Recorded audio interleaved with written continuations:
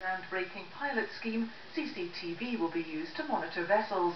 It's hoped this will highlight what's claimed is a mismatch between the quota for North Sea cod and the increased abundance of the species. European regulations are also partly to blame because the fishermen know they're breaking the law if they keep the fish on board.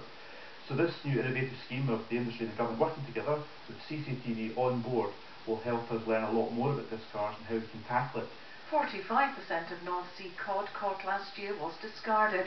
50% of haddock met the same fate, while 35% of plaice was thrown back over the side.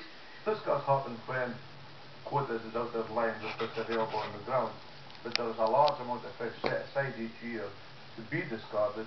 If we can prove that we are not discarding these fish, please let us land it. But some trawlermen are resentful of the idea. They say that CCTV is just another regulation in an industry already tied up in red tape.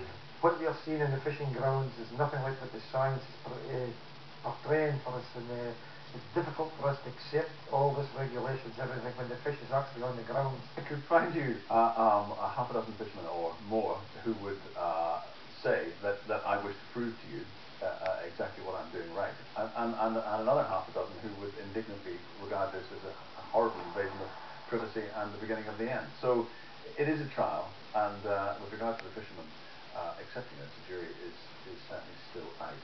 A similar scheme in Denmark has already begun to show successful results in cutting discards. It's hoped the initiative here will result in more fish landing up on our plates.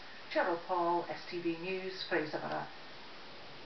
A man is being treated in hospital after being hit by a bus in Aberdeen. The accident happened just before 8:30 on North Esplanade. The road is closed and diversions are in place.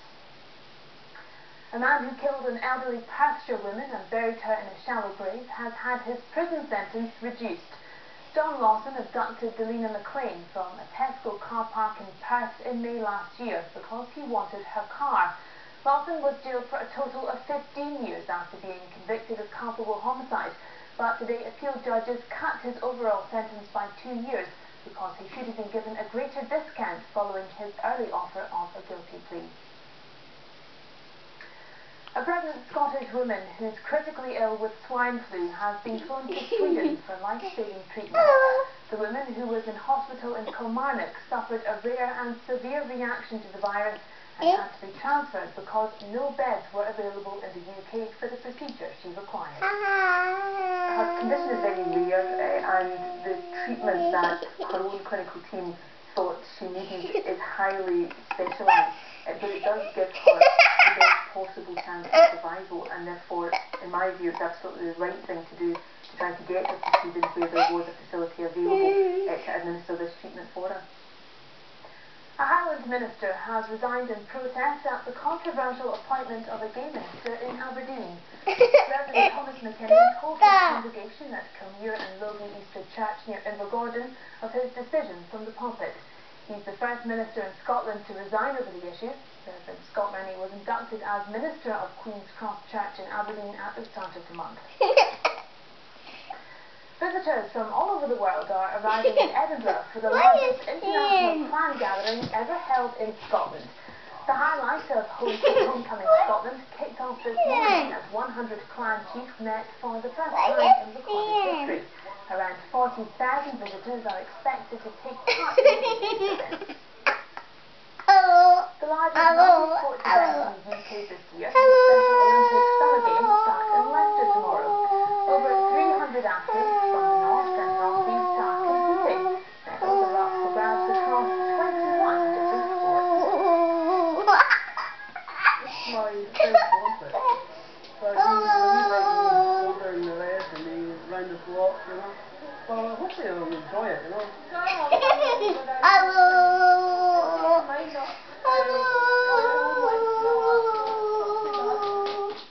Here's the business news.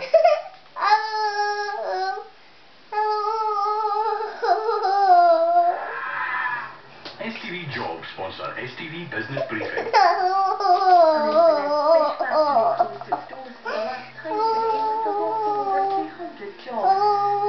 Salmon has operated for 30 years in the Highland capital. They're based into liquidation.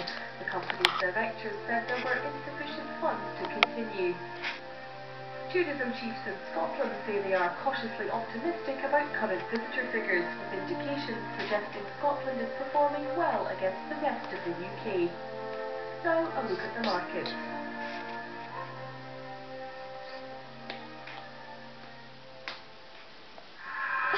STV Jobs sponsor STV Business Briefing. Have a great weekend, Laura. Good night.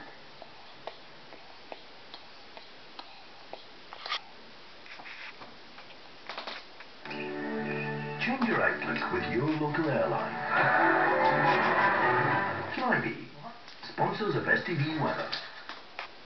Good evening. We've had plenty of heavy thunder, slow-moving showers once again around the Murray and Aberdeenshire areas today, but the weather has been settling down from the west, and that's all thanks to the high pressure. A fairly settled and fine day for many areas tomorrow, and a mostly dry day. Of course, that's good news for the Armed Forces Day in Inverness, if you're going to be heading to that, and also if you're going to head south to Edinburgh, of course, for that large homecoming event this weekend, the gathering.